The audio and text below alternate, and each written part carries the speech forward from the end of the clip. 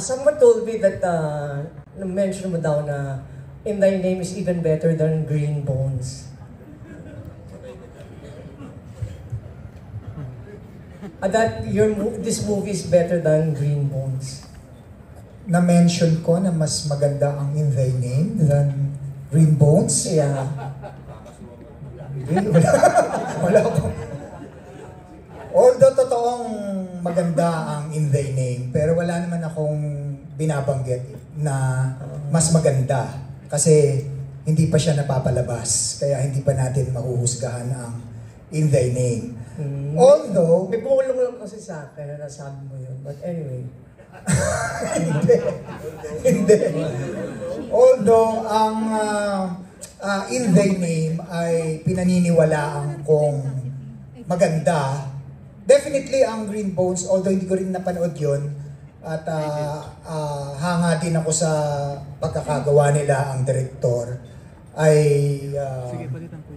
kaibigan ko din si Direk Z. Magkaiba sila ng tema, magkaiba ng ipinapahiwatig. Ito kasi In Thy Name tungkol sa faith. Hindi lang ng mga Katoliko, kung hindi ng mga kapatid din nating Muslim. Yung character namin ni JC dito ay, kumbaga ang pelikula ay hindi lang naman one-sided na nakapabor lang sa mga Katoliko.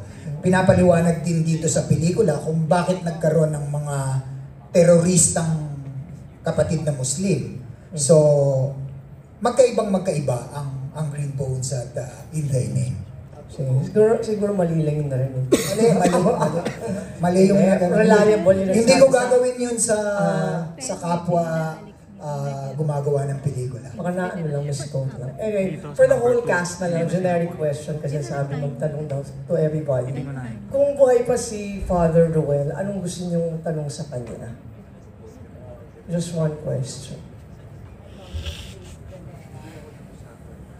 Alright, if you have a chance to ask Father Ruel Gallardo, what will be the question? Siguro, let's go with Alex.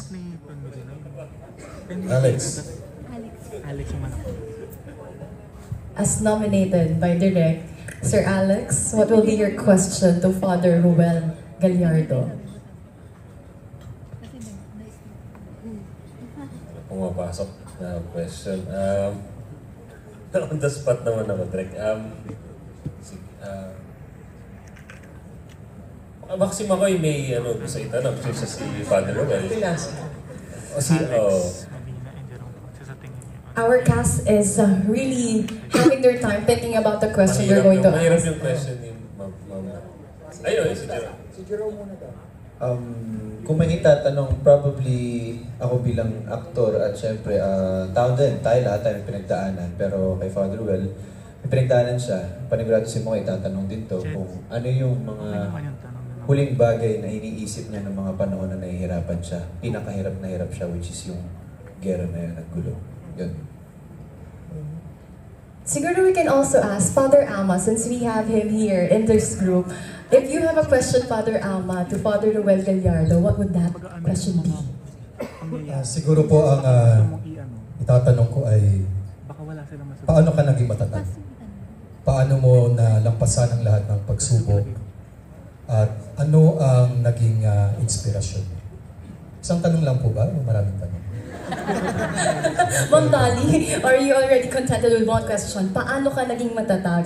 Thank you for that, Father Alma. Ma'am Dali, do you have any more further questions to the group? Any more questions for Father Ruel? Let's ask Sir Pen. Since you have already done a lot of roles in your life and you've done something very different naman at this time and in Thy Name, what would be your question for Father Ruel? Maraming salamat. Hindi na ako kailangan magtanong kasi nandun na sa script, nasa pelikula na. Unang-una, paniniwala sa Diyos, totoong paniniwala sa Creator. At tiwala sa kabutihan ng mga tao. Kahit na may mga masasamang nangyayari sa paligid niya, yun pa rin ang pilit niyang hinahanap. Yun lang. Wala akong tanong. Malinaw sa pelikula.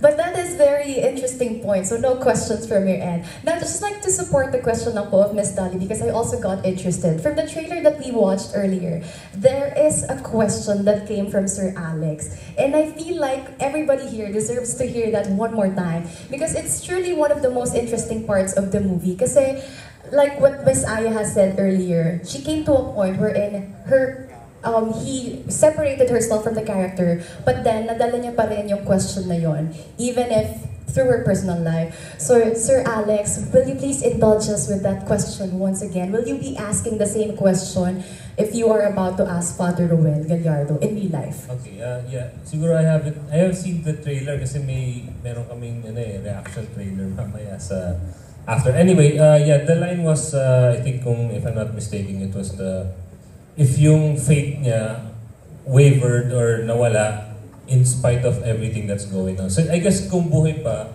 si Father Ruel, I would ask him, was there any moment or any doubt na, or gaano kalaki na nawala yung faith niya, and would he still question it after everything that siguro we went through and everyone went through? Yan siguro.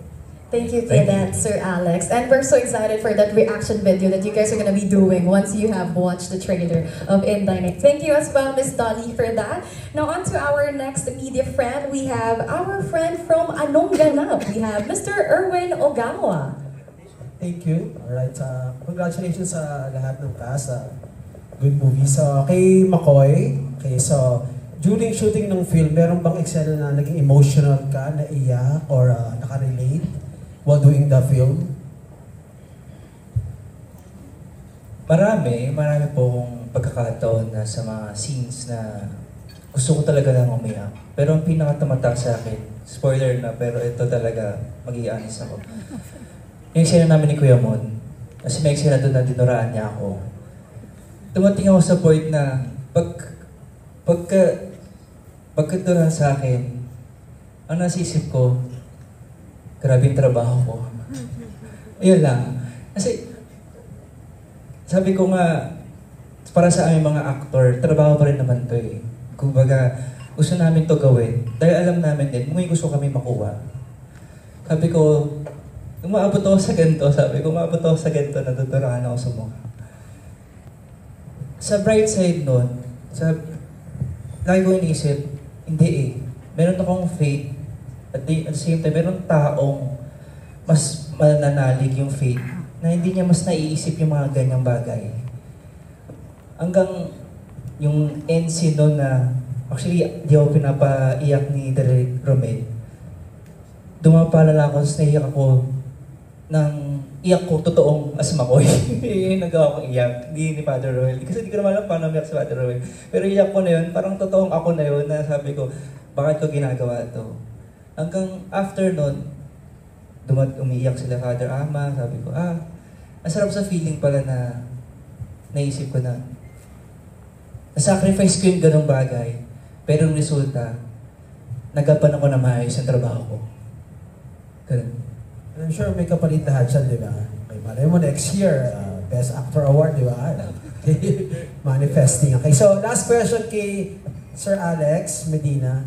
I'm just curious na po, ilang beses na po kayo nagkasama ni Sir Pen sa movie?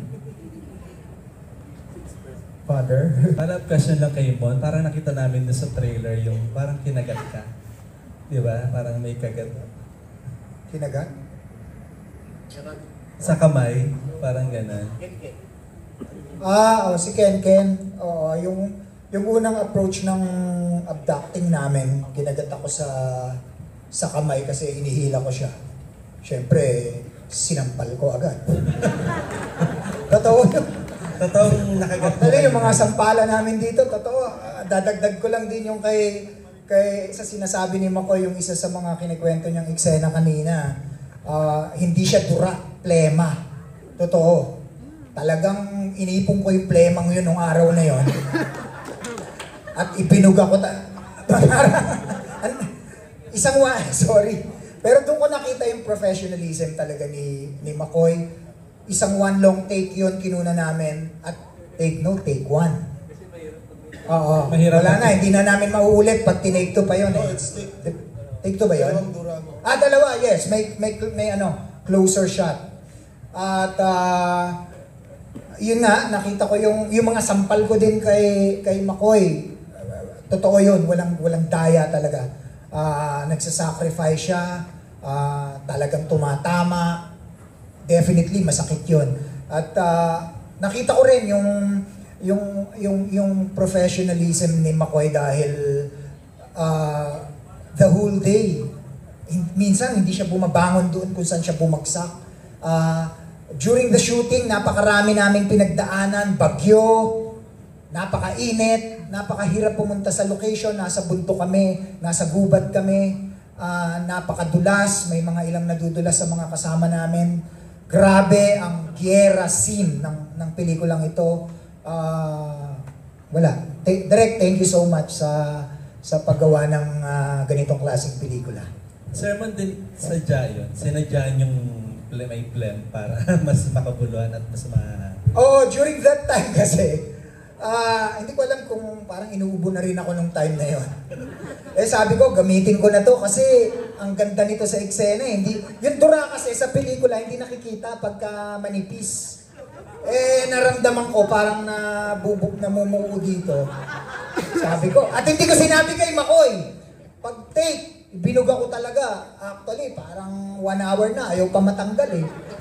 Makikita niyo sa pelikula, totoo yun. Sorry McCoy, sorry. Hindi, actually po, kung malalaman niyo lang. Kasi sa script, asing gato lang yung level 2 lang. Hindi ko na makwento yung detalye.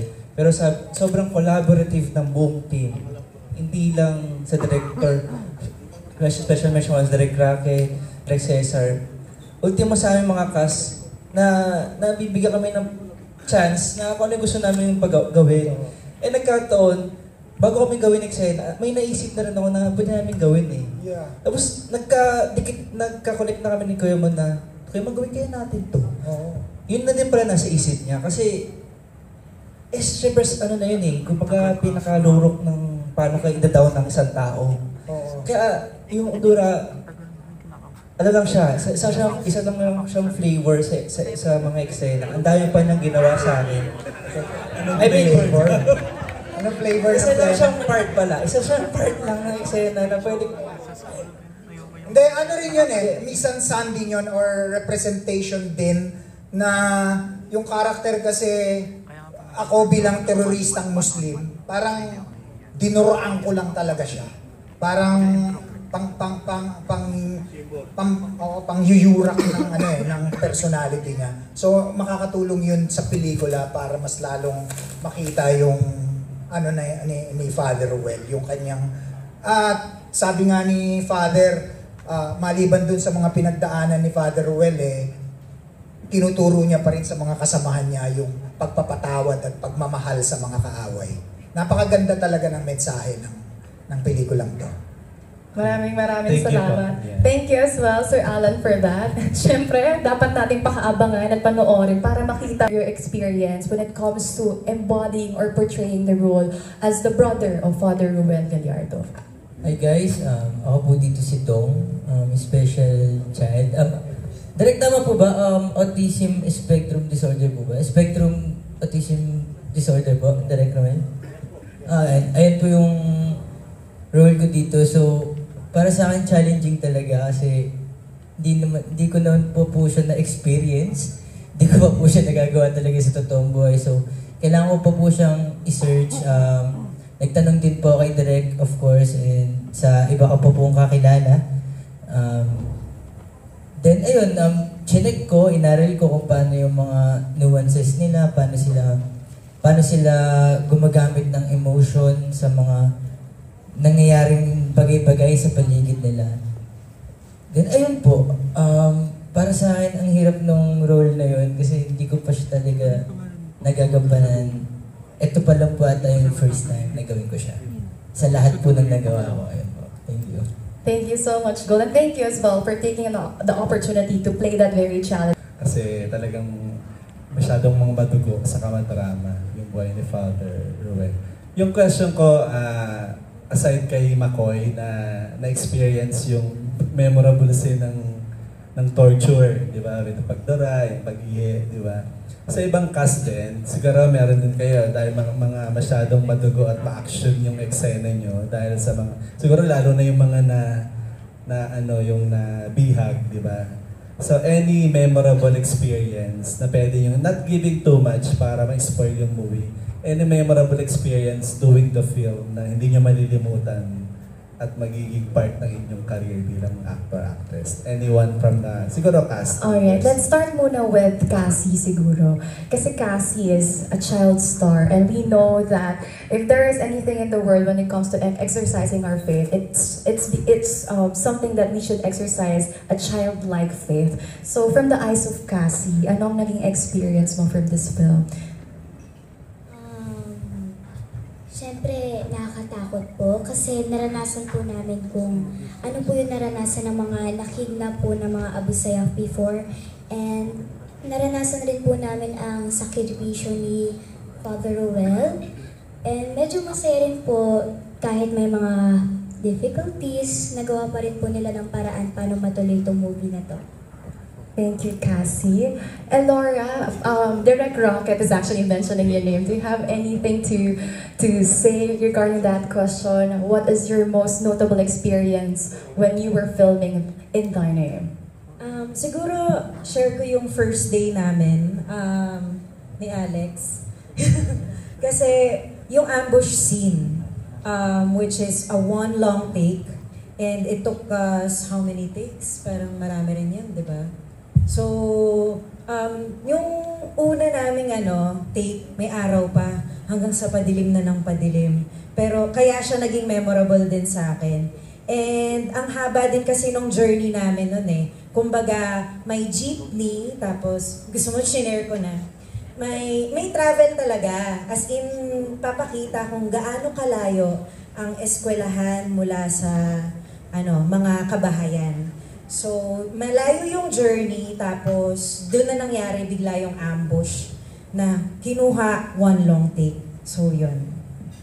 Thank you, Ma'am Elora. Anyone from the crowd that would like to answer that question? Maybe we can ask all the cast, di ba? Baka meron sila mga experiences. Ma'am Ines. Sige po, andito po. Sorry. Gusto niyo po ba talaga ako sumagot? Ako po, ang naaalala ko po na very memorable po sa akin na eksena yung, kasi I play the role of Teacher Gemma. I am one of the teachers po dito, nakasama po ni McCoy. So, very kakaiba po yung role ko dahil ako po ay teacher na buntis. Yes, 8 months po akong pregnant dito. So kaya dito po natin makikita kung paano po ako pinahirapan ng mga Abu Sayyaf. Siyempre ayoko na po ikwento yung iba. Pero meron po kaming isang eksena dito ni McCoy na siyempre medyo na-intimidate ako. Si David ang ka-eksena ko at that time. Yung umiiyak po ako, hirap na po ako, na parang nararamdaman ko na po nalalabas na yung bata. Ayun. So yun, yung pain, yung hirap, yung galit. So, kailangan ko po talagang i-deliver yun.